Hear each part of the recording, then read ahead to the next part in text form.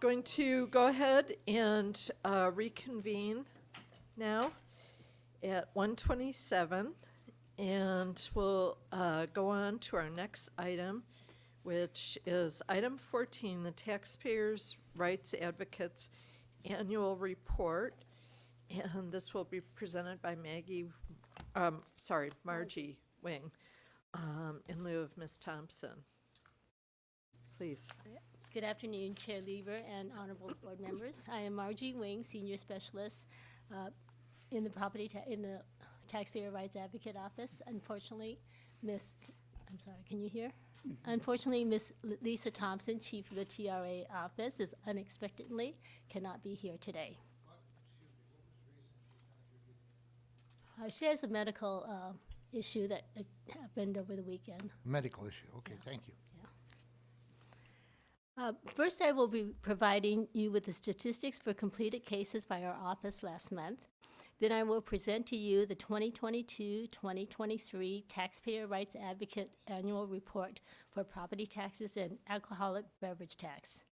As part of the presentation, I will describe the contents of the annual report. Each of you have been provided copies of the annual report up front. Okay, members, at this time, I would like to provide you with an update on the activities of the Taxpayer Rights Advocate Office to keep you informed. Already getting my questions. First, I would like to share some statistics on the number of taxpayer cases completed by our office last month. In January 2024, we completed 32 cases. 12 were in Board Member Gaines District, District 1. 8 were in Board Member Lieber's District, District 2. 4 were in Board Member Vasquez's District, District 3. 8 were in Board Member Schaefer's District 4. Of the 32 cases completed, 5 were from the administrative category and 27 were from the valuation category. The memorandum attached to the public agenda notice provides additional detail on the topics within each of those categories. The administrative category includes topics such as creating and mailing tax bills, refunds, penalty cancellation, defaulted taxes, access to data, special assessments, and district levies on the property tax bill. Most of the cases last month were regarding refunds. The valuation category includes topics such as change in ownership, declines in value, appraisal methodology, exclusions, exemptions, new construction, actual enrollment of values, general property taxation, and assessment of bills. The cases last month were spread across all these topics areas, giving the TRA team an opportunity to research a broad range of topics which exemplifies their breadth of knowledge. Okay, this next part of the presentation is on the 2022-23 TRA Annual Report. The annual report is issued in accordance with the Morgan Property Taxpayers Bill of Rights under the provisions of Revenue and Taxation Code Section 5904. The report highlights the Taxpayer Rights Advocate Office's accomplishments, gives examples of cases illustrating the services that our office provides to assist taxpayers, summarizes the issues that our office worked on to resolve, and describes our office's involvement in educational projects to help taxpayers. As part of the report, we include various statistics on cases completed by the TRA office for the year. The report includes 4 different pie charts, one identifying the percentages of completed cases for each of the 4 equalization districts, one for the percentage of completed cases for the valuation category versus the administrative category, and the last 2 charts further breaks down the percentages of completed cases by topic within the 2 categories. In fiscal year 2022-23, our office completed work on 310 cases, all in the area of property taxes. Of the completed cases, 25% were from taxpayers in District 1, 29% from Board Member Lieber's District 2, and 21% from District 3, and 25% from Board Member Districts 4. 78% of the cases were in the valuation category, which includes topics such as change in ownership, decline in value, new construction, exclusions from reassessment, exemptions, and general property taxation.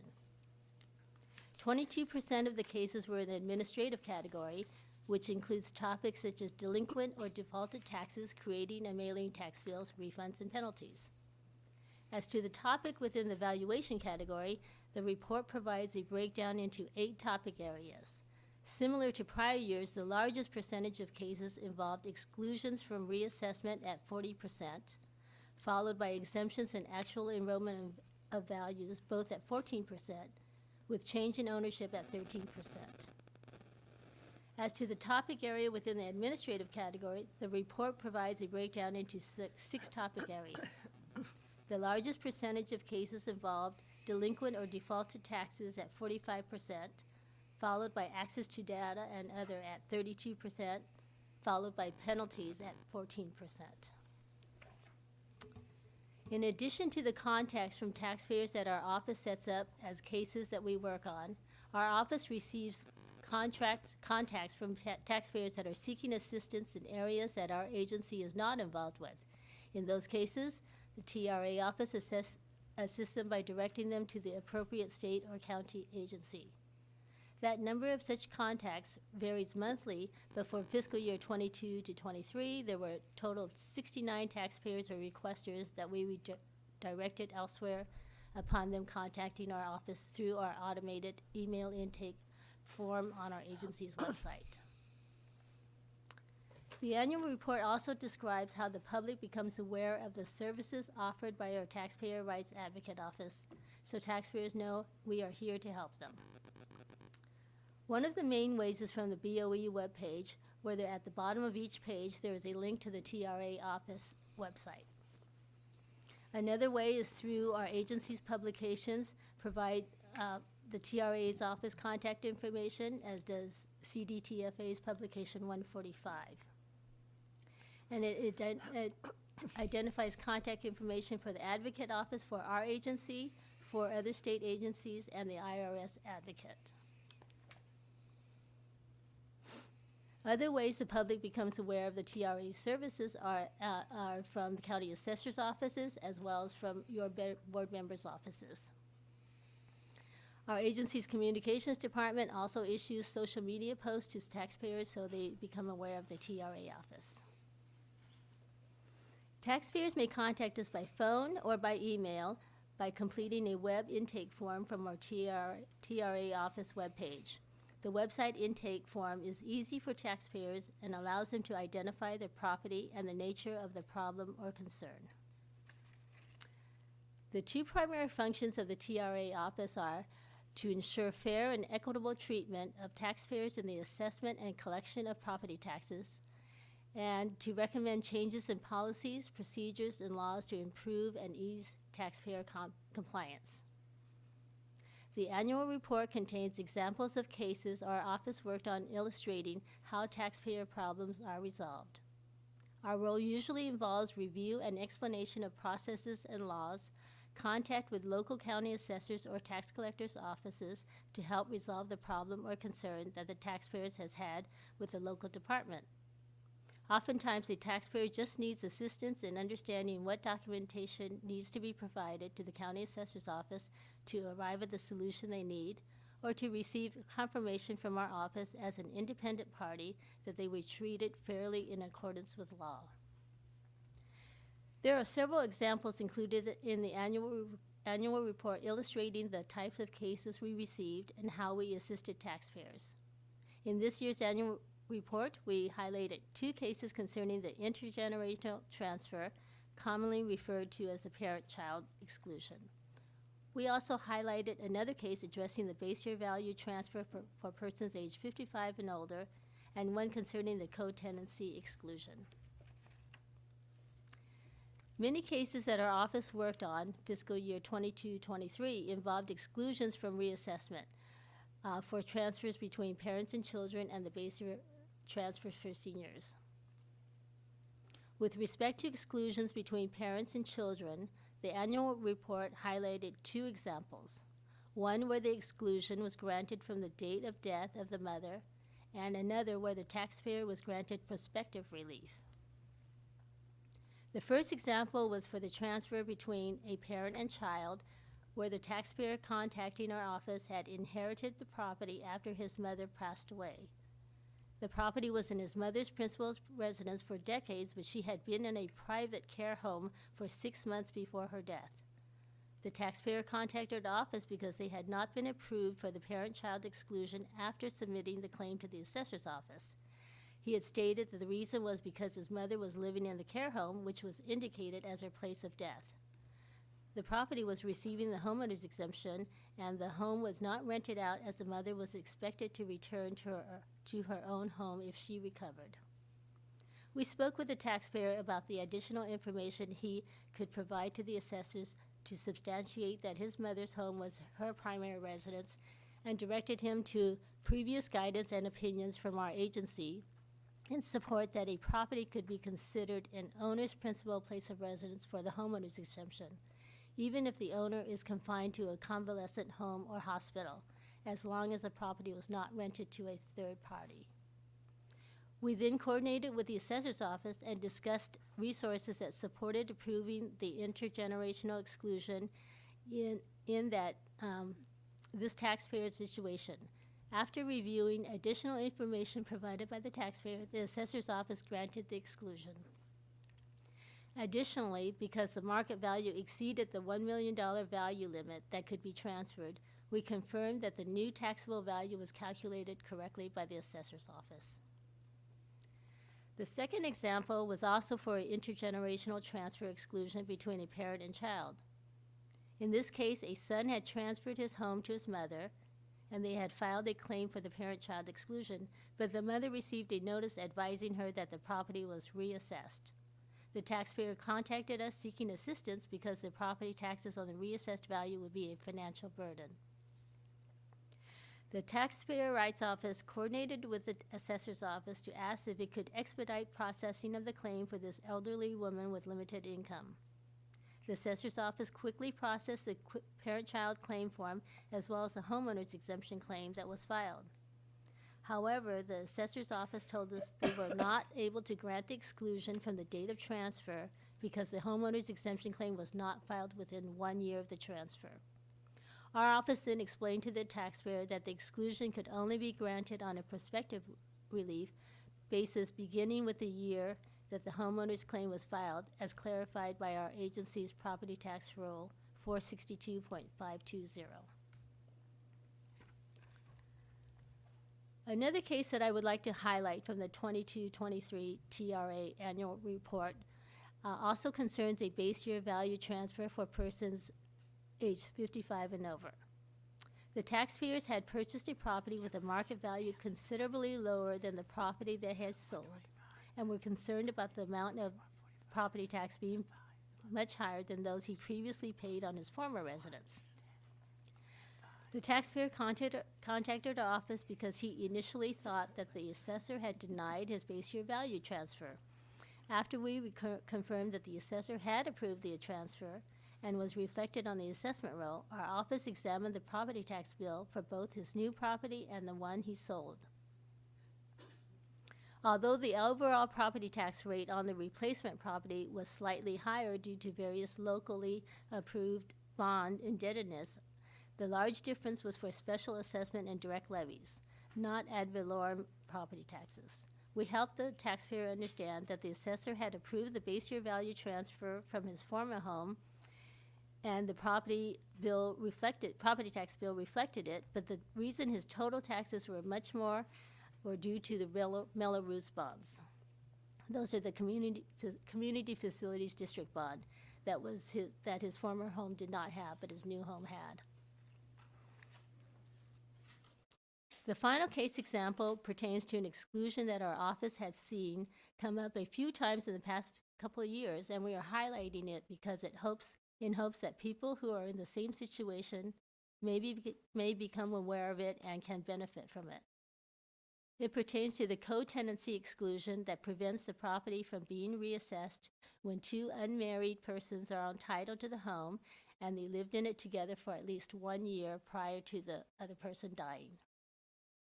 In this case, a taxpayer called us because the property was reassessed after her boyfriend died.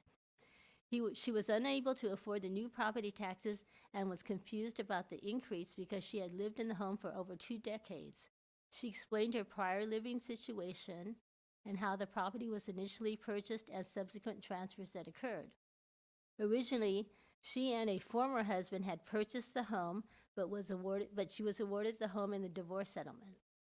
Later, she added her boyfriend on title to help pay the mortgage, and she mentioned several refinancings.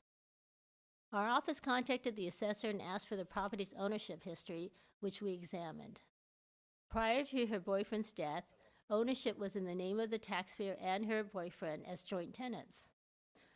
Our research determined that she might qualify for the co-tenancy exclusion under Revenue and Taxation Code Section 62.3. We then reached out to the taxpayer and explained the availability of the exclusion and its requirements, as well as provided her with the BoE 58H claim form for affidavit of co-tenancy residence. These are just some of the examples of the services we provide to taxpayers and how we help them. The Taxpayers' Rights Advocate Annual Report for 2022-2023 contains a section on taxpayer service improvements. This section has 3 main parts: educating the public, ease of access of information, and forms review. The portion on educating the public discusses the TRA's office role in taxpayer education through publication of information sheets to help taxpayers understand property tax laws and to increase their awareness of property tax savings that may be available to them. We provide such education through the issuance of short information sheets for various exemptions and exclusions written in simple, non-technical terms. The annual report identifies completion of 5 information sheets in fiscal year 2022-23. 2 information sheets address the base year value transfer exclusion for disabled persons, 1 for transfers under current law Proposition 19, with a separate information sheet for prior law. The information sheets are clear for what time periods they apply to, so the taxpayer will know which apply to current law versus prior law based on the transfer dates. An information sheet on property tax assistance programs for seniors, which provides general information on California property taxation and available exemptions from a property's assessed value, including the homeowner's exemption and disabled veterans exemption. It also includes information on the property tax postponement program for persons aged 62 and older offered through the State Controller's Office, payment plan for outstanding property taxes, and exemptions from special assessments. It also alerts seniors of the transfer of a base year value for persons aged 55 and older. The 2 remaining information sheets were issued address homeowners exemption and disabled veterans exemption. The Taxpayer Rights Advocate Office is committed to making improvements to taxpayer education and providing taxpayers with information in simple, understandable terms. Our office values the importance of having information sheets available as a resource for taxpayers where they can read about the main requirements of a specific provision in the law, how they can apply for the exemption or exclusion, helpful hints about the topic, and where to find additional information. Another part of the taxpayer service improvement section is on ease of access to information. This area discusses the TRA office's commitment to ensuring the public has access to information when they need it. We do this through examining our agency's website with the taxpayer in mind and coordinate with our agency's property tax department and communications officer to update information on the website to ensure sufficient information is available on various topics and that it can be easily accessed. As described in this report, in prior fiscal year 21-22, significant agency time was devoted to work pertaining to Proposition 19, a constitutional amendment which resulted in our agency creating a webpage specific to Proposition 19. Guidance and information disseminated about Proposition 19 and its implementing legislation are posted to this webpage. Work continued in fiscal year 22-23 in the regulatory area in promulgating property tax rules to clarify, interpret, and make specific the administration of provisions of Revenue and Taxation Code 62.3 and 69.6, as well as some form revisions. During the time period of our TRA's annual report, 10 letters to assessors were issued concerning Proposition 19. The 2022-23 TRA annual report indicates our office believes all the information disseminated concerning Proposition 19 and its effects have been comprehensive and responsive to the needs of taxpayers and county assessors. The third part of the taxpayer service improvement section is for forms review. This area discusses the TRA office's role in periodically reviewing property statements and other property tax reporting forms prescribed by our agency to determine if forms and instructions promotes or discourages taxpayer compliance. This is done as part of our responsibilities under the Morgan Taxpayers Bill of Rights, specifically Section 5906 of the Revenue and Taxation Code. As a result of working with taxpayers, the TRA office becomes aware of changes that are needed to a form, either the form itself or to its instructions. The report describes our agency's revision to 3 of the 9 forms that were previously adopted in response to Proposition 19 and its implementing legislation. Revenue and Taxation Code Section 63.2 and 69.6. The form revisions were adopted by you as the elected board at a public meeting in May 2023. The specific form changes were identified as part of public agenda notice, as are all form changes that the Property Tax Department is seeking adoption by the board. The form changes highlighted in the TRA annual report were to Form BoE 19G, BoE 19P, and BoE 67A, which is a notice of supplemental assessment. The BoE 19P is a claim for reassessment exclusion for transfer between parent and child occurring on or after February 16, 2021. And BoE 19G is a claim for reassessment exclusion for transfer between grandparent and grandchild occurring on or after February 16, 2021. These 2 forms were revised to make them consistent with the changes to Property Tax Rule 462.520 regarding prospective relief for the late filed homeowners or disabled veterans exemption claims. The forms were also revised to add language that the $1 million added to the property's factored base year value to calculate the value cap of exclusion is adjusted every other year by the percentage change in the housing price index for California for the previous year. Our office reviewed these forms during the 2022-2023 revision process and provided feedback. The revisions to these forms are helpful to taxpayers so they understand the exclusion and property tax relief may still be available to them even if they did not file the homeowner's exemption or disabled veterans exception within 1 year of the property transfer. The third form revision was to Form BoE 67A, which is the Notice of Supplemental Assessment. A minor revision was made to add language that taxpayers may call the specific phone number identified if they had any questions about their supplemental assessment. The TRA office believes other form revisions made in 2022-23 fiscal year will facilitate ease and clarity for taxpayers to complete. This TRA annual report is posted to our website and can be accessed under the Taxpayer Rights Advocate Office area. In accordance with the Morgan Property Taxpayer Bill of Rights statutory provisions, this annual report provides a basis for the upcoming Taxpayer Bill of Rights hearing. In relevant part, Revenue and Taxation Code Section 5906D states that the board shall conduct a public hearing soliciting input from assessors, other local agency representatives, and taxpayers to address the advocate's annual report and to identify a means to correct any problems identified in that report.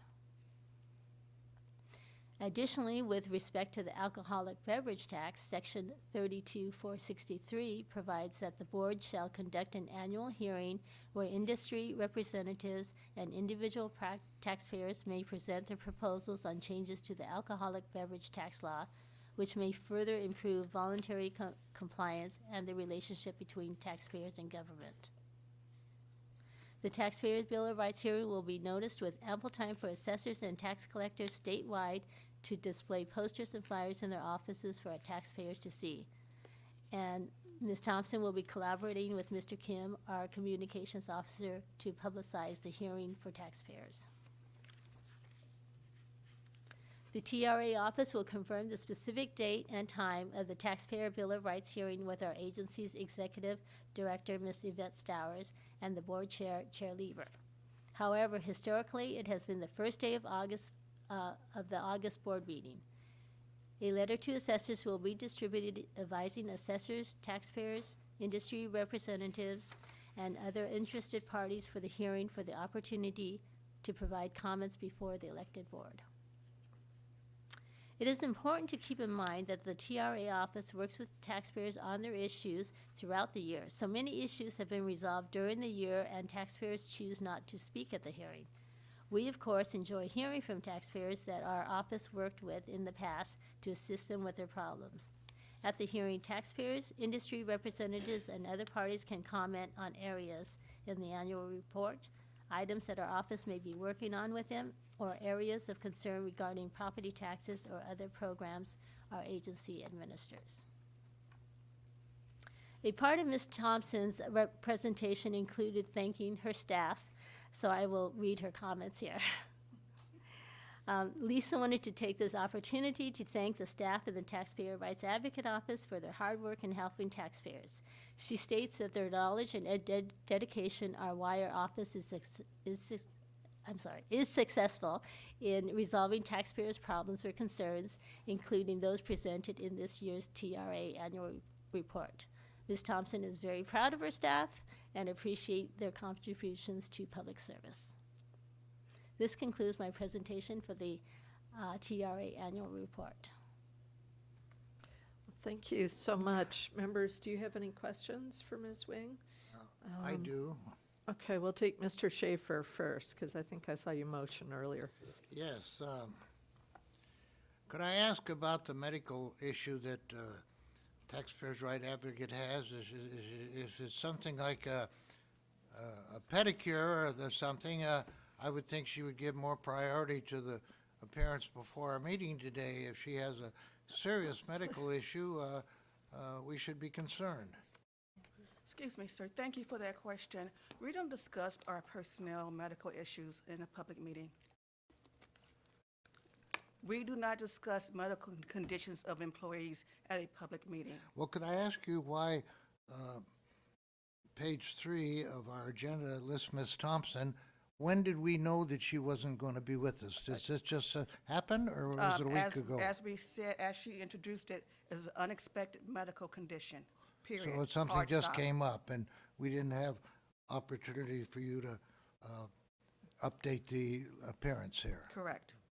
Because I like to have the name of the person that's before us. Okay, but again, we Yes. don't discuss medical conditions in a All public right, meeting. all right, we'll get this.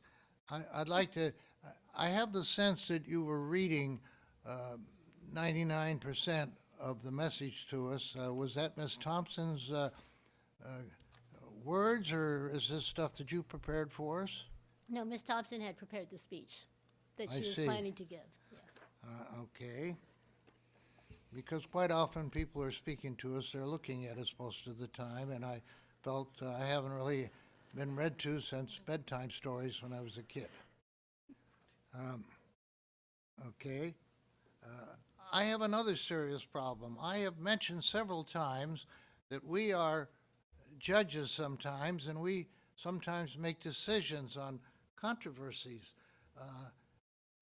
You are discussing with us the details of the case, like this taxpayer did this and this taxpayer did that.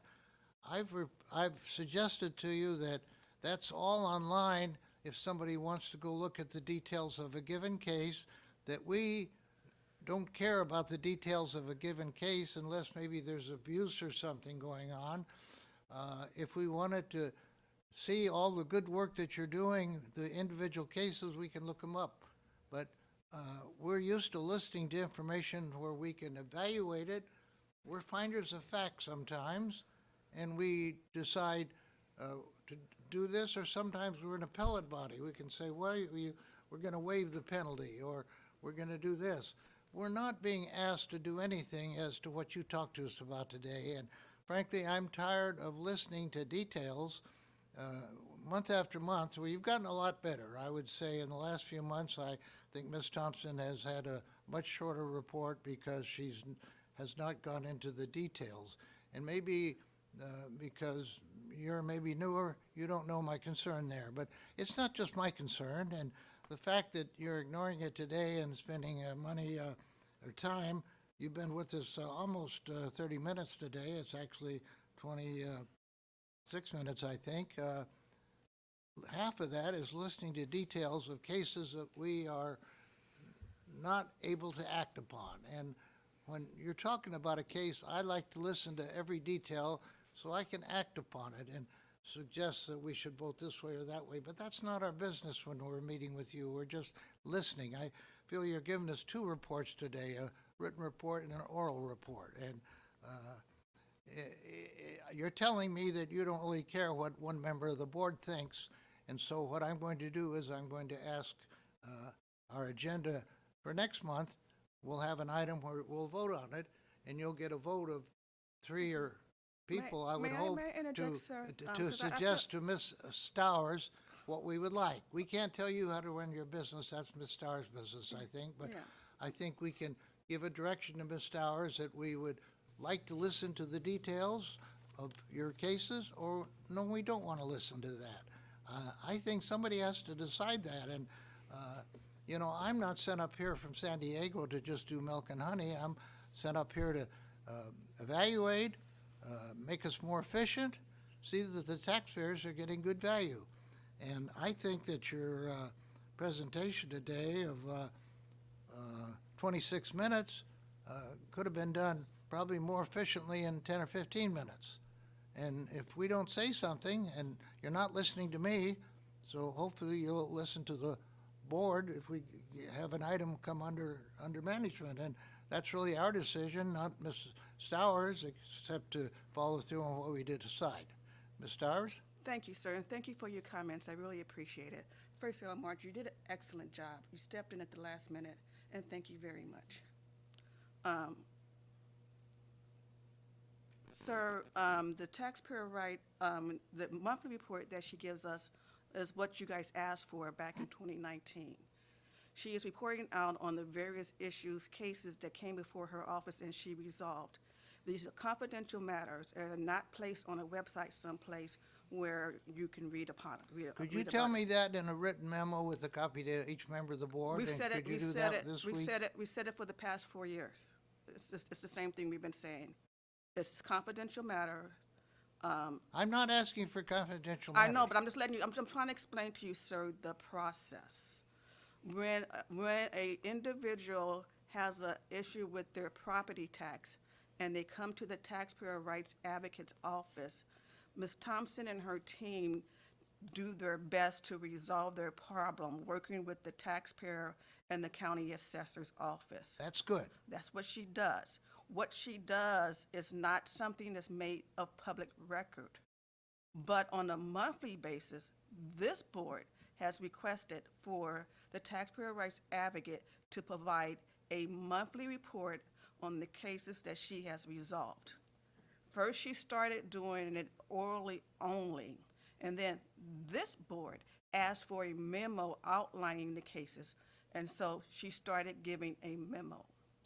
And that's what been the practice for the past 4 years. Recently, you, sir, asked for less information, and she acted upon that, as you just acknowledged, and she shortened her report. I So- would appreciate it very much if you could give me a one-page summarizing what you're telling me now, because I'm not making copious notes, I'm listening to you. And when I want to respond to what you're saying, I want to be sure I understand it. And as a lawyer, I'm sort of used to looking at something in writing, and maybe I'll do a little Okay, I will research I into will the issue. I would take that, members, if that's what you guys want, I would put that in writing so that we're Well, clear let's- on if- what we're If I doing. might suggest at this juncture, maybe we could hear from the other board members and see what interest there is, because I personally think that the Taxpayer Rights Advocate's Office is one of the best things that we have going on.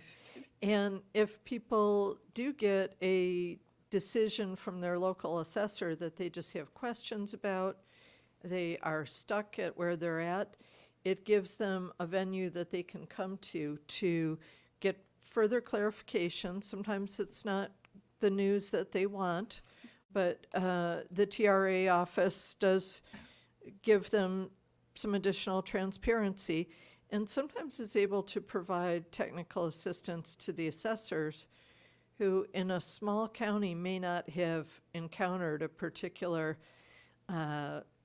fact pattern and might need a little bit of additional help with that. So if we could hold on to your comments for a minute, Mr. Schaefer, and we'll get some other. Yeah, I had a couple more, that I'll hold on to, but I'm not criticizing how they do. I think they do a wonderful job for us. I'm just evaluating their reporting to us, that narrow issue. And one other little item is I've said sometimes I don't recognize the pictures on here, and if this were Time Magazine, you always go to page 2 and they explain what's on page 1. I recognize Sacramento, that's Mr. Gaines' district. I recognize Del Coronado. I think that's Los Angeles. And then this would be San Francisco, Oakland, but it looks like the Arizona desert.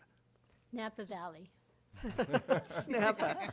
the wine country. I withhold my other Well, comments. and the reason that I may have a fondness for this office is that my district is usually in the lead on making requests, and I take a certain pride in having a very unquiet district in District 2.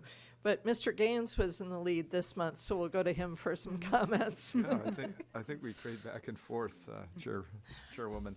But I wanted to just comment to Member Schaefer's comments. I think in the case of brevity, I would agree that if we could have the report presented, and I realize that Lisa Thompson's not here, so that was all set in place prior to this review. But I think this is coming from me. I'd like to see maybe a highlight of a particular case that was unique or unusual that we would find interest in hearing about, and not so many, rather than offering several cases, maybe one of uniqueness or something that we ought to, that Lisa thinks that we ought to hear. The other thing I'd like, and I love this annual report, just looking through it, I was wondering if maybe I could suggest another thought, and that would be, I love these pie charts because it makes it really clear visually in terms of what's happening statewide in these cases. But you've got the pie chart that's showing 78% is valuation category on page 9. And then down below it, I really like this, you break it down by like 40% are exclusions from reassessment, 14% are actual enrollment of value, 14% exemptions. Love that breakdown. Would it be possible to get that breakdown per district so that we would know the sorts of cases that are being brought up in each of our districts? I would find that helpful. I don't know how my colleagues feel about that, but just an idea. Per district for the annual report itself, Just the annual, if I could just see that in the annual report, it'd be helpful we can try. each year. Thank you. Okay. Mr. Vasquez. First of all, thank you. I know it's tough when you're coming in, you're kind of the pinch hitter today. So I feel a little bit for you in terms of, felt like I'm sure you were catching some heat for some that, you're just reporting out on. So I just wanted to be supportive on that end.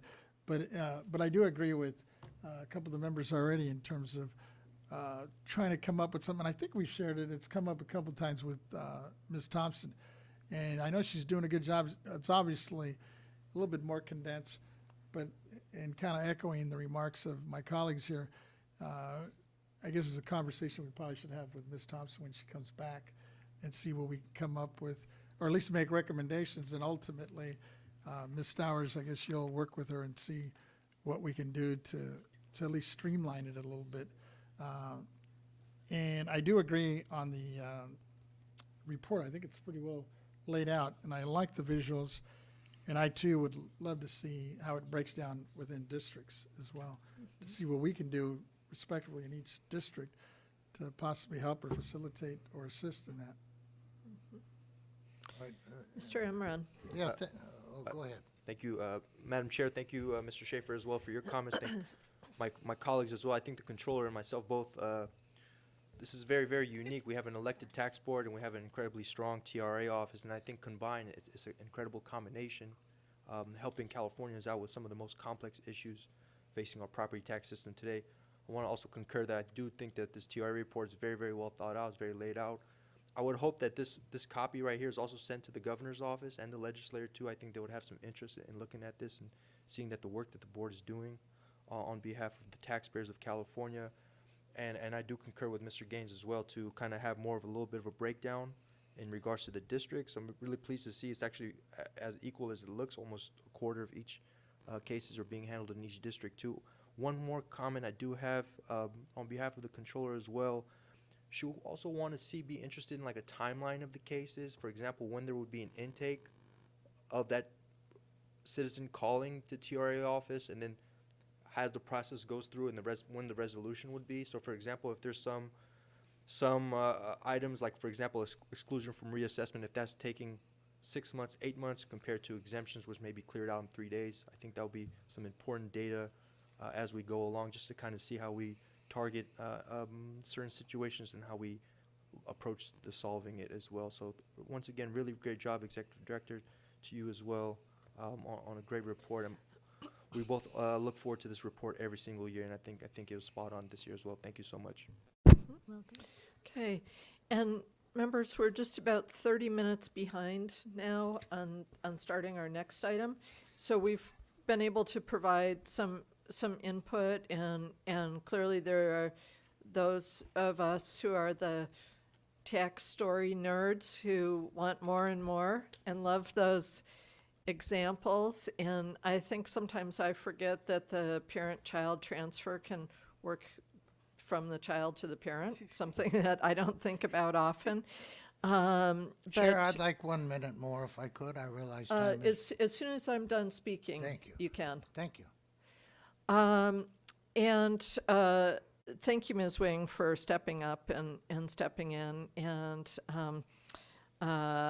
I know that Ms. Thompson is probably watching this, and She and is. there's nothing worse than being out ill on the day when you're supposed to present. But thank you very much for providing that. And correct me if I'm wrong, but I think on a monthly basis we get some of those statistics that folks have asked for about what types of cases were raised in which district. And so then it sounds like if that could be broken out more clearly in the annual report as well. But again, it is a very interesting and useful annual report. And so thank you for your presentation. And now, Mr. Schaefer. Thank you. I also like the annual report, and I look forward to it. I feel it would be more useful if it were 20 pages instead of 40, because people tend to take more time to read something that doesn't frighten them because of its length. I have talked time and time again about not reprinting statutes in these reports.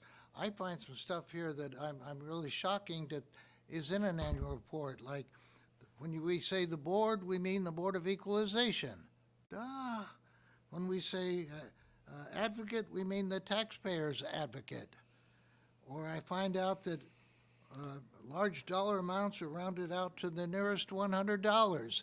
These are things that don't belong in any report. They belong in statutes. I thought maybe you didn't think statutes, people had access to the internet, but right here we have a page in our agenda day from your office saying this material is available electronically. I think that if I could, I would move to strike page 21 through 38, which are nothing but references to statutes. Now, we can't do that now because the cat is out of the bag. But I would say for the 23-24 annual report, which will be coming up in another 12 months, I will go bonkers if I find 20 pages of statutes. This whole appendix here, which is half of the report, could be just omitted and overlooked with a little sentence, please go online and check these statutes because you'll find them of interest. I think you could make this a much better report by making it 20 pages instead of 40. And I think you're imposing upon the 150 people that get it, which is the legislature and the executive officers, the constitutional officers, and us, if it were 20 pages instead of 40. So while it's a very good report, I'm a little unhappy that you continue to flood us with statutes every time you give us something. And, you know, this would be appropriate back in 1980 or so before we had the internet, but it's not appropriate in 2024. And I think I have something to say, and I think you have to listen. And if you don't, I'm going to ask the board to direct Ms. Stowers to try to cut your report in half and make it better, because I'm here to improve the job you're doing. I think the job you're doing is fine, but I think you suffer in how you relate it to us. Thank you. Thank you, Member Schaefer. Thank Members, you. I do apologize for the length of the report. Hindsight, we did our monthly report and our annual report. Perhaps we shouldn't have done the monthly report and wouldn't have taken up so much of your valuable time. Well, I wanted to say how much we appreciate the presentation and the report. One person's flood of statutes is another person's lovely bed of policy catnip. And so I think we need to be careful to not, throw out too much. And even lay people, of which there are many, who are not attorneys and aren't as accessible to various statutes, do enjoy a little bit of variety in the brain food and being able to read something like this. So my compliments to staff and my compliments to you for weathering the presentation. I know it was unexpected to be up here, but we do appreciate all the information. So thank you very much. And if there's not an objection, we'll move on now to item 15, which is the legislative proposal to amend Revenue and Taxations Code, Section 155.20. And this is going to be presented by Mr. Angelo. Are you ready for us, Mr. Angelo? Good afternoon, Chair Lieber and members. Ted Angelo with the Legislative Office of the Board of Equalization. I only have one item, so you'll be pleased to hear that on this agenda item. And it's one legislative proposal for board action that I'm bringing before you today. And it's simple: to extend a sunset date for Revenue and Taxation Code 155.20.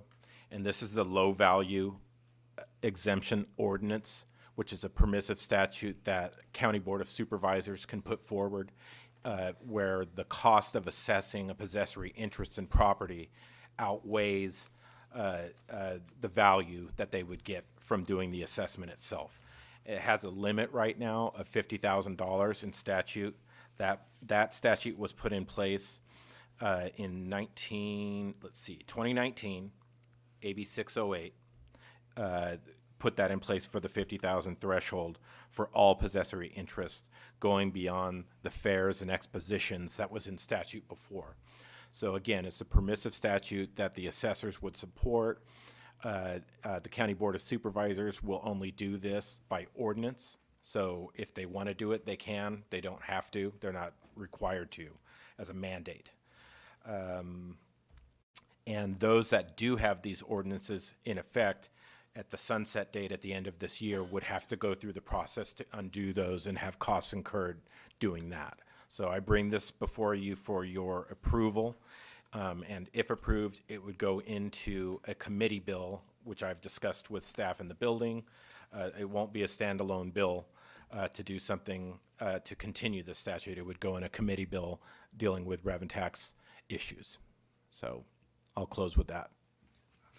Fantastic. Are there questions for Mr. Angelo? Yes, Mr. Schaefer. Yes, Mr. Angelo, we probably don't have any jurisdiction over it, but that 5 years seems to be a little short, like you think maybe values are going to go down after 5 years. I'd like to see that be 10 years or 20 years. We could advocate that if we believe in it, you know, if we can't make it happen. That's a good point, Mr. Schaefer. That particular 5-year sunset extension is something that the legislature does not want to go past. So your point's well taken. They used to do sunset extensions for 10 years for programs that were proving to be worthwhile, rather than just making them, they like to revisit issues to make sure they're working well.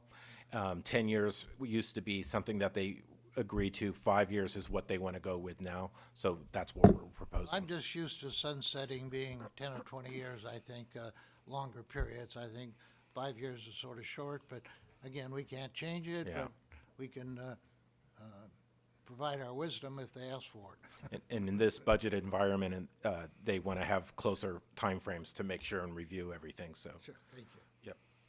Yep. Questions or comments, Mr. Vasquez? Thank you for the report on this one item, but I just had a question. Does your office track which counties have enacted the current 50,000 low-value limit for the possessory interest? I don't have that with me today. But you do have, But we do have information on those that have put forward ordinances, and I want to say it's in the 30s, but I don't have the information directly with me today. so you can shoot that over to us later. Sure. Thank you. Okay, others? Mr. Emron, nothing? Mr. Gaines? Yeah, thank you.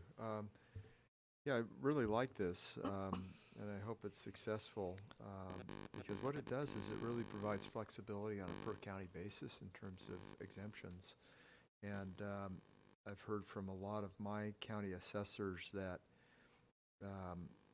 often it costs more labor to send out the tax bill and process the check and versus the amount of revenue coming in. So the fact that this is being extended to beyond just possessory interest, but property in general is, I think, a good direction to go in. Yeah, thank you. Okay, Mr. Emron? Thank you, Madam Chair. Thank you, Mr. Angelo. Just to clarify, you said it's a committee bill that goes through Assembly Revenue and Tax, correct? It would be introduced, I believe, this year by the Senate, what will be the Rev and Tax Committee. And I'm going to talk again about some other legislative proposals, not in great detail, but it will be the Senate Rev and Tax Committee, which is now currently the Senate Governance and Finance Committee. They have a resolution in the Senate to change the names and bifurcate and go back to the Rev and Tax Committee, like it is on the Assembly side, and the Local Government Committee, rather than Governance and Finance, which has the whole jurisdiction of both of those items. Wonderful, thank you. Yep. Okay, and so a suggested motion would be that the board support amendment of Revenue and Taxation Code, Section 155.20, to extend the $50,000 low-value exemption ordinance limit that a county board of supervisors may apply to any taxable possessory interest. Is that what That's correct. you need? Okay, is there a motion on that? Mr. Vasquez? Seconded by Mr. Gaines. And we do not have any cards from anyone who would like to speak today, nor have we received written communications. So we will go to our AT&T operator. Operator, is there anyone who's seeking to speak on item 15 on the agenda? Ladies and gentlemen on the phone, if you'd like to comment on item 15, press 10 on your phone's keypad now.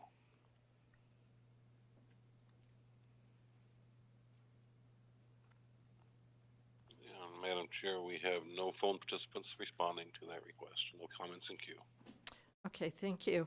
And so we'll bring it back, and we have a motion by Mr. Vasquez and a second by Mr. Gaines that we support an amendment to Revenue Tax Code Section 155.20 to extend the $50,000 low-value exemption ordinance limit that a county board of supervisors may apply to any taxable possessory interest. And so, Ms. Cicchetti, if you would call the roll, please. Yes. Chair Lieber, Aye. Vice Chair Gaines, Aye? Member Vasquez, Aye. Member Schaefer, Aye. Deputy Controller Emron. Aye. Okay, we'll go on now. Chair Thank you, members. Mr. Angelo. To item 16, which is extension of time to complete the local assessment role.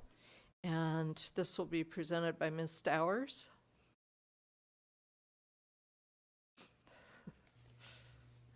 Thank you. Thank you, ma'am. Let's see, item 16.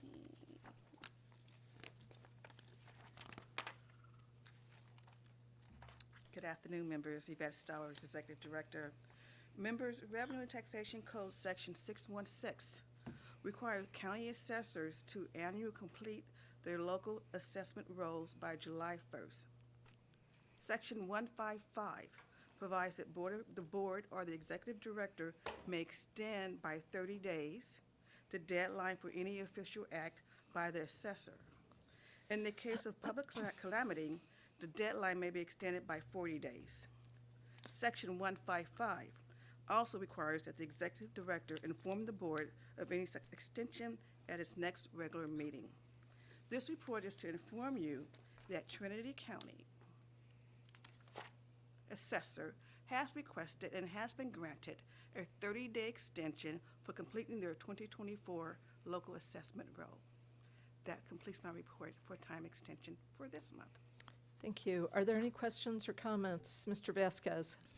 Yes, real quick, Ms. Dowers, what are some of the typical reasons why an assessor might need additional time to complete his or her county's local assessment role? And this is more for the benefit of the listeners. For the I'm listeners, just because I will be up trying to here get it for the out there. next 6 months saying this. Okay. And that's okay. Typical reasons, doing work on Prop 19, that's a common reason. Limited staff resources, and that's the second reason. And then when there is a calamity, like a big flood, fire, that would be another reason. And those are the standard reasons. And the process is they generally send me a letter asking for the extension. I review the letter. It's generally approved, and I send it up for processing. Kind of figured that, but I Yeah, thought it's very- good to it's get it very- out Yeah, in the public. that's, yeah. that's the very you. simple, yeah. And not all counties ask for the Right. extension, and in many counties pride themselves on not asking for the extension. Okay, anybody else? Okay, seeing none, thank you so much for that report. And we will go on to item 17, our operational priorities report that will be presented by Ms. Lisa Renati. Good afternoon, Chair Lieber and honorable members. I am Lisa Renati, Chief Deputy Director of the Board of Equalization. Today, I will report on a couple of the agency's operational priorities in furtherance of the agency's strategic plan. The first item is our recruitments. Since last month, we have recruited 2 employees new to the state. One is new to the state, and one you may have met who just came on board from another agency. With that, it brings through our consistent proactive recruitment methods and going forth and finding new employees, we're still at a little bit below 11% vacancy rate. So we're holding steady, so that's a good sign for us. We also have recruitment events planned for spring 2024. We have 7 different events. Some are virtual, some are in person, some are specifically for people graduating in the business field, some are people looking for groups looking for government jobs, public jobs. Some are at our law schools also to look for more attorneys. The next item is our workforce development. Last month, I reported that all agency employees were scheduled to take their mandated training for harassment prevention and ethics. I'm happy to report that all employees met that goal of January 31st to complete their training. With that, members, that Concludes my report. I'm available to answer any questions you may have. Any questions or comments from Ms. Renati? Mr. Schaefer? Thank you. That's a good report, Ms. Renati. I just want to ask you, there are a number of other boards of equalization around the United States. We're the only one that's elected. I wonder if you ever run into BoE experienced staffers from other jurisdictions that maybe, might work out good for us.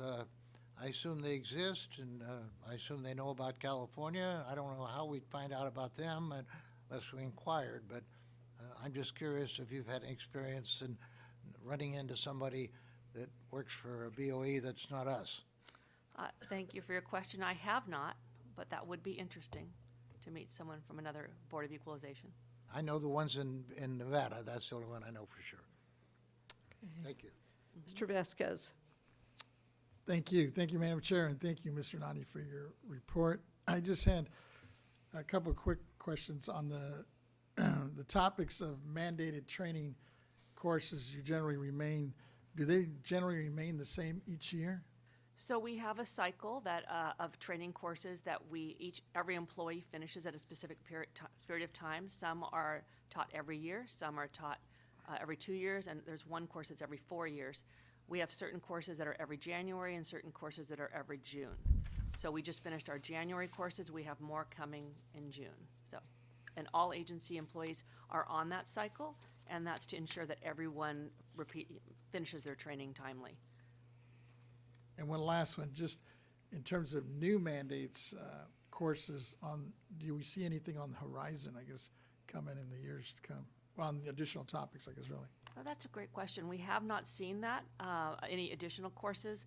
We have added our own mandated courses to our training plan, and those are our DEI training classes, and different, and workforce, like making sure your workforce can work really well, topics such as remote management, those different types of courses. We've mandated those ourselves, and some of those are for managers only, and some are for all employees. So I don't see any coming from CalHR, but we welcome them. Thank you. Okay. Anyone else? Seeing no one, thank you so much for your report, Ms. Renati. And we'll go on now to item 18, Property Tax Deputy Director's Report.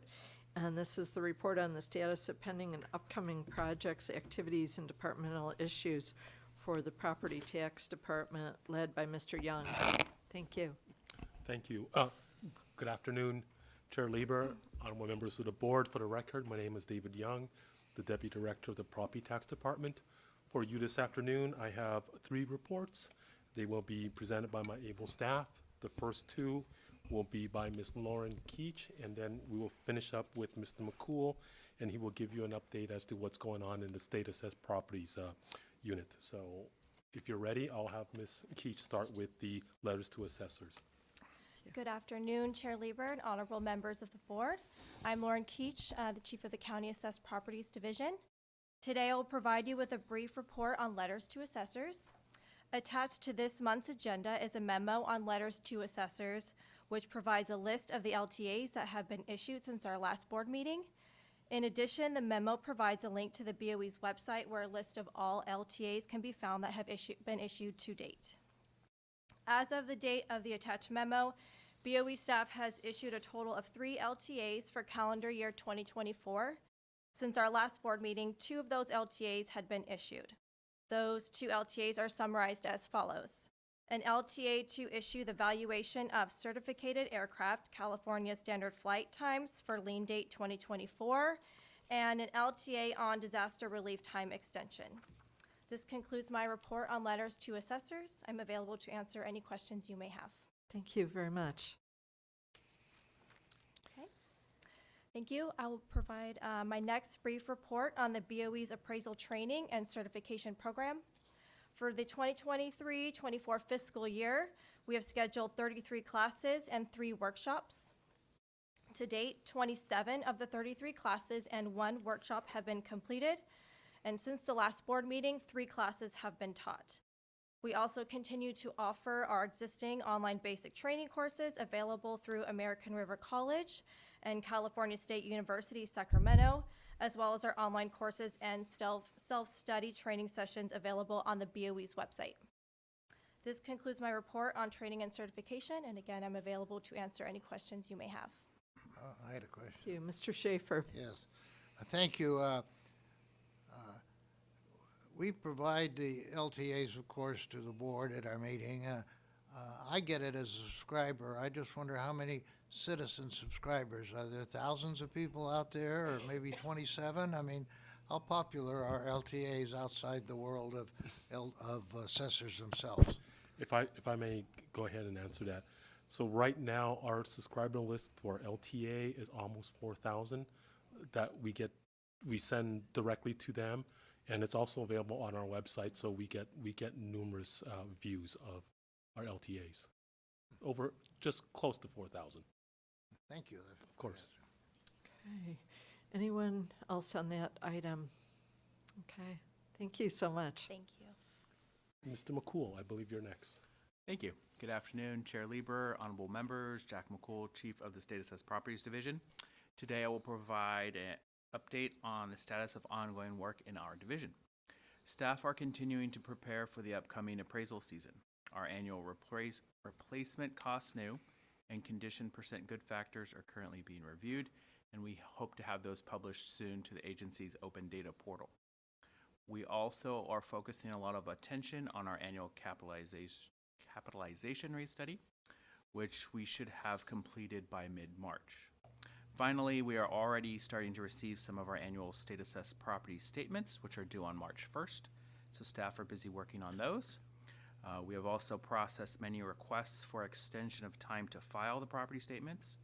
Those extension requests must be filed with our office prior to March 1st, so I anticipate processing a significant amount of those extension requests in the next couple of weeks.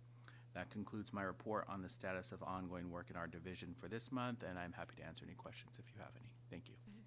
Thank you. Any questions? If not, thank you so much for each of your presentations. And Mr. Young, did you want to have a final comment? I will rest. Thank you. Thank you. Thank you so much for the information. We very much appreciate it.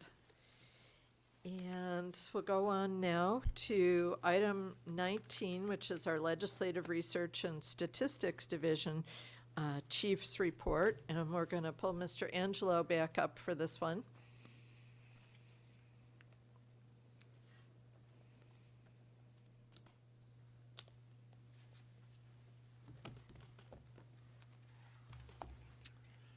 Thank you, Chair Lieber and members.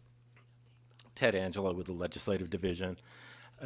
I'll keep it brief again on these. And there was an impressive, summary on some of the issues that have been introduced with the blueprint that Board Member Vasquez was talking about.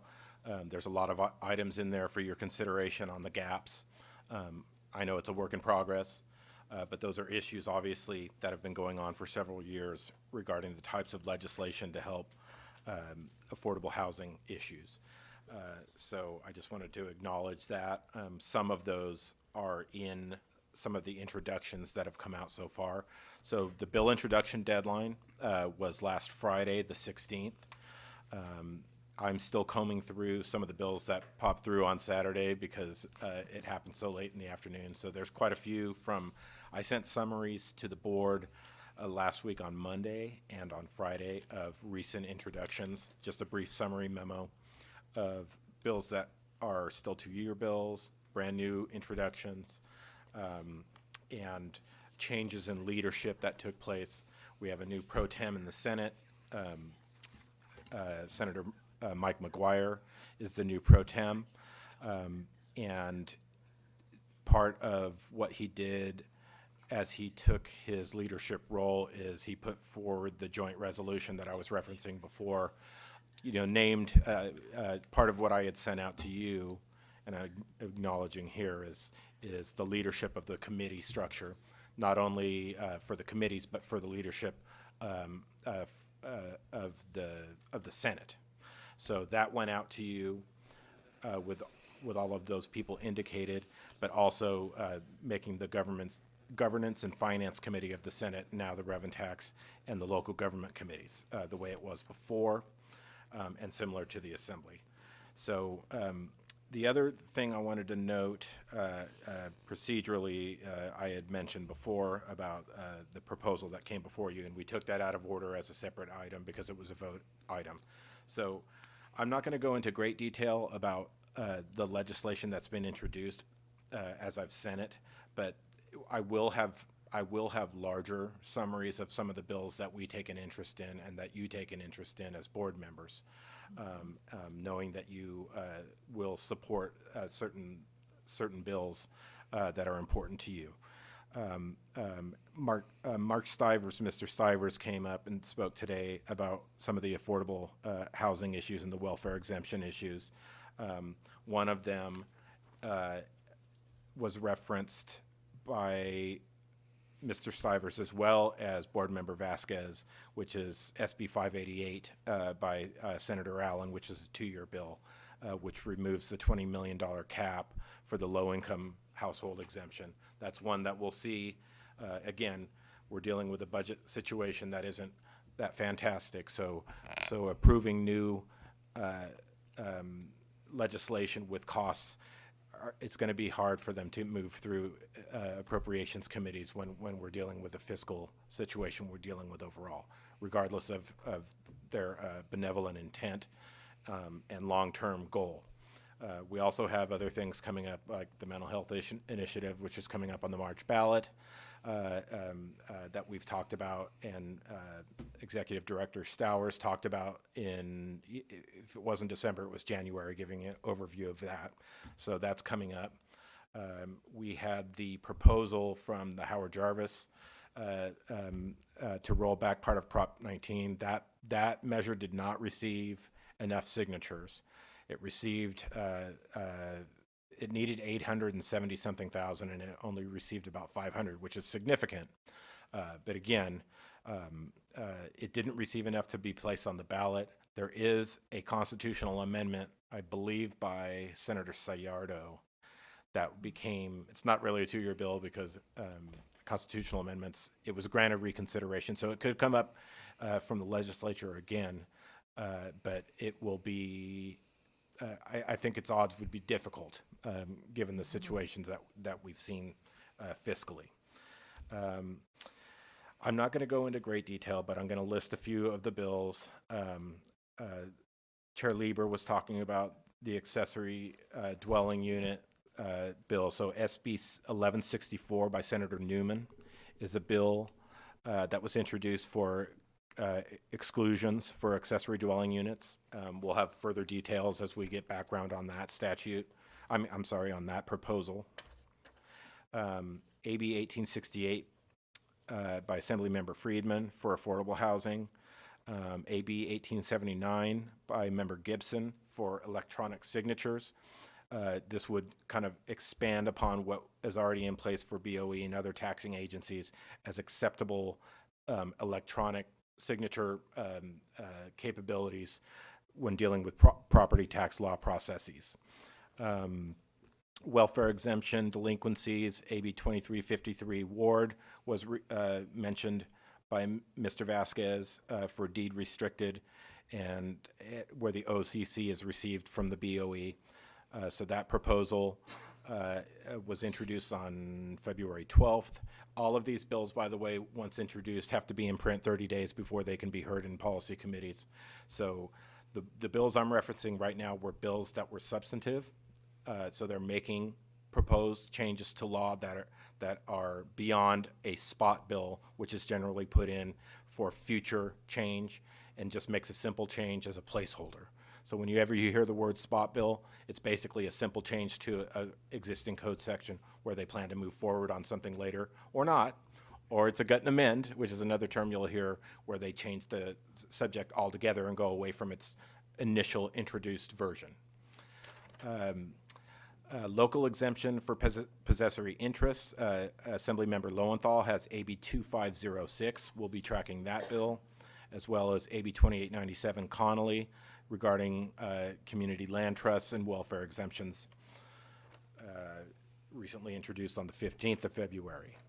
There are about 17 other bills, so I'm not going to list them all for you today by just reading bill numbers, but they all deal in one way or another with property tax, where they're on our watch list, where they could become something that we're tracking and doing analysis on.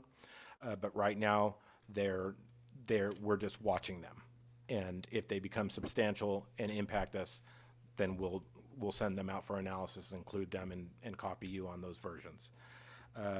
And since Saturday morning, 1, 2, 3, 4, 5, 6, 7, there were 7 more bills on that watch list that were either spot bills or are in our neighborhood where we could ultimately be impacted.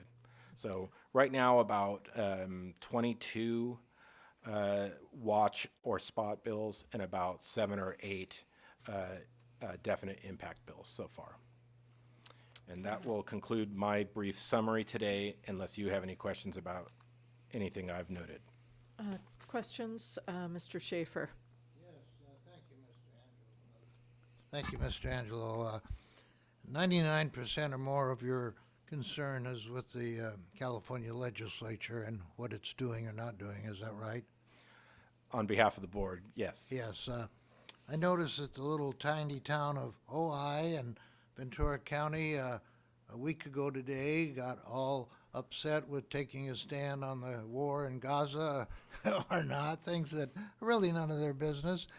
I'm wondering if city governments or county governments start speaking out on property tax matters, et cetera, Maybe they don't have jurisdiction, but that's not going to stop them from opining on it. Do you ever get information on something like that? I guess if it were dramatic, it would make the papers and you would pick it up.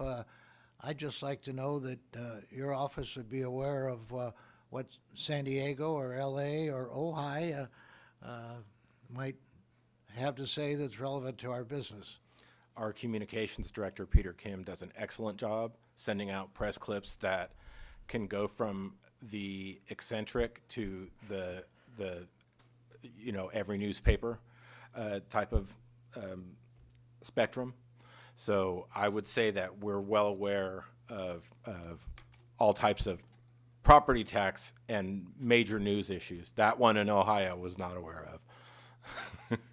Thank you. Yes. Thank you. Mr. Vasquez? Yes, thank you, Madam Chair. And thank you for this update, Mr. Angelo. And as I'm looking at these, there's 2 that really jump out at me, and I'm looking at AB 2238 by Lowe. Okay. Which directly impacts us. I mean, you're looking at making a move to replace the chair of the BoE from the Franchise Tax Board. Right. So I'm assuming at some point that's going to come back with some analysis. Because There from are- a policy point of view, that makes no sense to me. Right. I did not talk about administrative bills today, but we're well aware of the bill and that it's been introduced, and we're monitoring it and gathering additional information from the author's office to see who the sponsors are and what the rationale is behind it. Because to me, that really ties into the SB 1436 that Senator Allen introduced as well, which I don't know about you members, but the one I always get complaints about is CDTFA and OTA.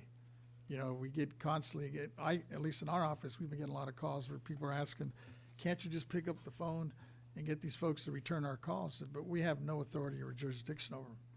And I think this will, attempt to address that issue. But it's using the model or the structure with the Franchise Tax Board, which whoever the chair is of the BoE sits on. So it's very much a concern to me, and I just didn't know if others are on the same wavelength on this one. I'll just say on those 2 bills, we will keep your offices informed anytime we receive some new updates, but we're in the information gathering stage on both of those. Appreciate it. But I am aware of both of them, and I am aware of the Oversight Board proposal of SB 1436. So we'll be looking into that. Thank you. Any other questions or comments for Mr. Angelo? Okay, seeing none, thank you so much for the report. A lot there for our legislative enjoyment over the next days. Yes, and I'm Thank and- you. and I'm proud to be brief. Today. Yes, thank you. Okay, now members, we have a couple of housekeeping items. Now that all of the executive director items have been completed, we can go ahead and take public comment on all of those. And I haven't received any comment cards or have knowledge of any written comments on items 12, 14, 16, 17, 18, or 19. So we'll go ahead and go to the AT&T operator and ask the operator if there are any callers wishing to comment on items 12, 14, 16, 17, 18, or 19. Ladies and gentlemen, if you wish to make a comment on these items, please press 1, then 0 at this time.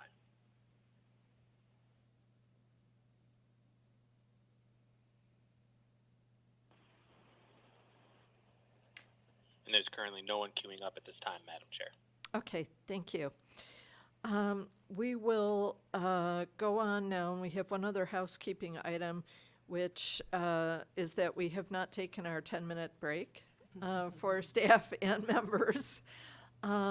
So to the clerks, we have our closed session up next. So are we able to say that we'll be due into our closed session at 3 o'clock? Or should we come back and reconvene here at 3 o'clock and make the closed session announcement? Yes, thank you, Chair Lieber. I would suggest that you reconvene on the dais from the recess and then adjourn into closed session at that time. Okay. So members, we'll take our break and we will reconvene at 2:58 here on the dais.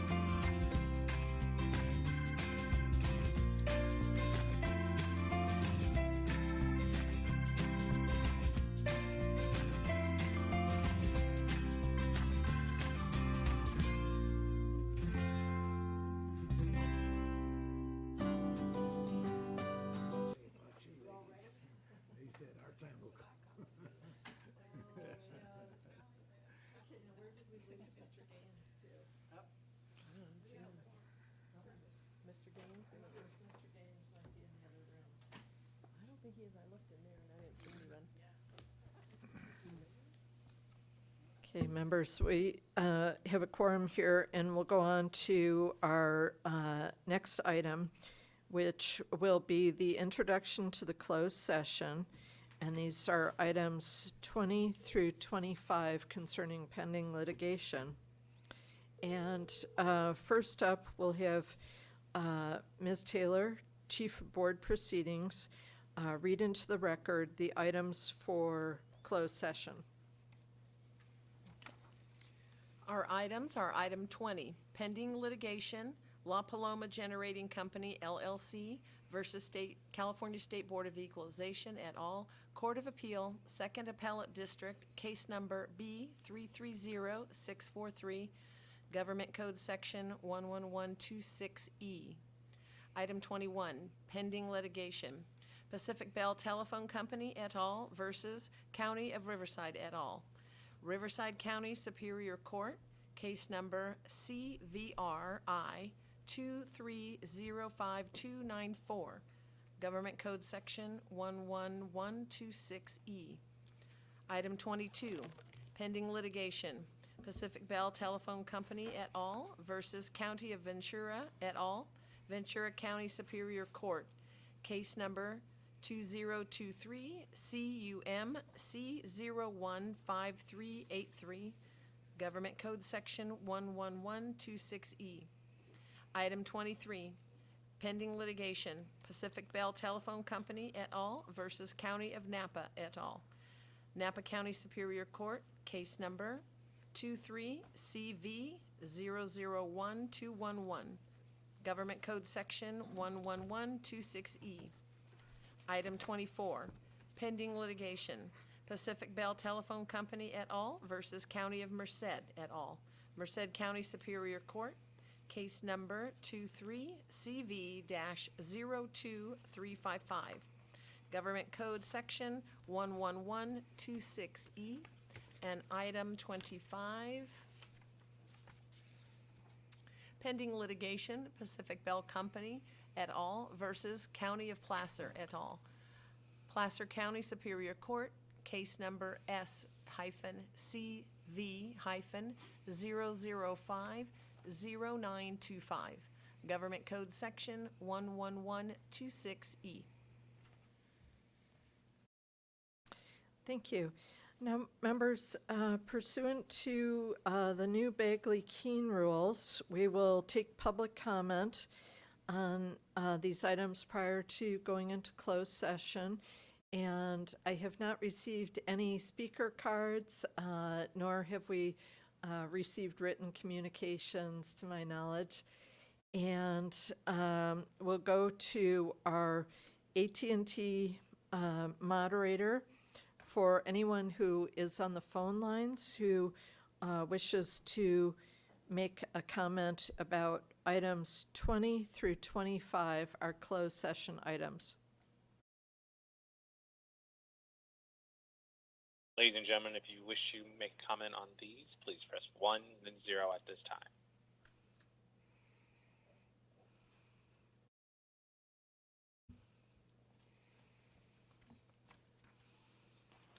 And there's currently no one queuing up at this time, Madam Chair. Thank you. Members, we will go into our recess for closed session in room 122. Where is room 122? It's right here.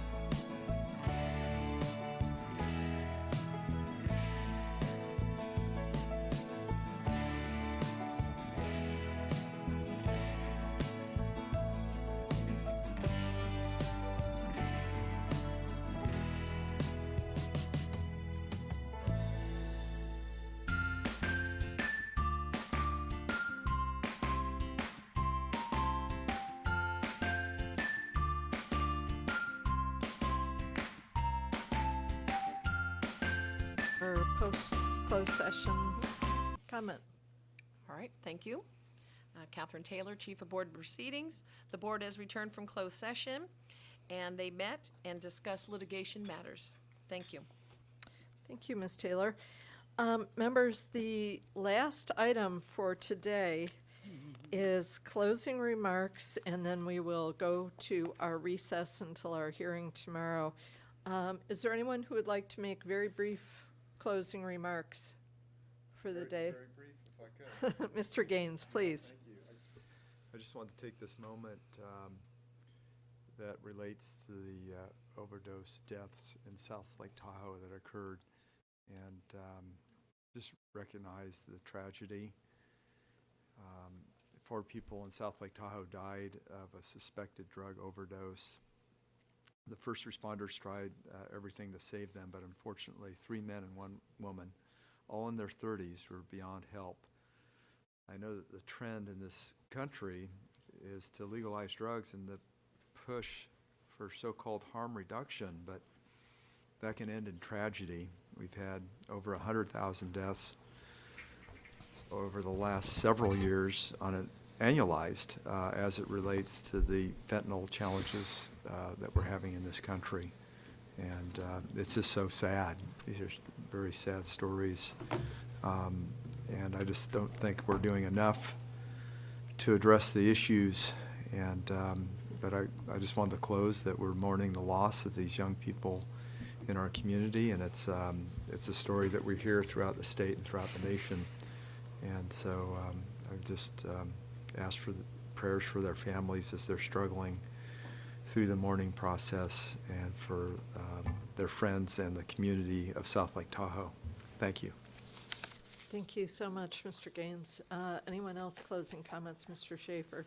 Yes, I just want to say that as some of you think that I'm a curmudgeon or a malcontent, you're right.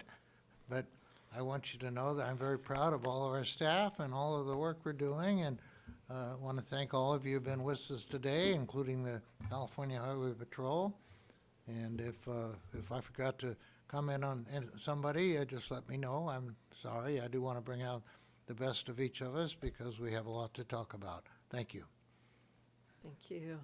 And members, I too wanted to just comment on Mr. Gaines' remarks, which were very well taken. One of my friends lost her 19-year-old son at UC Berkeley in this past week, and it was just completely unexplainable in terms of how he could have possibly been involved in this and fell victim to it. So, you know, your remarks are very well taken in terms of what the complete agony that the families go through. So thank you, staff and members and our participants today. We are going to recess the board meeting at 3:35, and we will reconvene tomorrow morning, Thursday, February 22nd, 2024, at 10 a.m.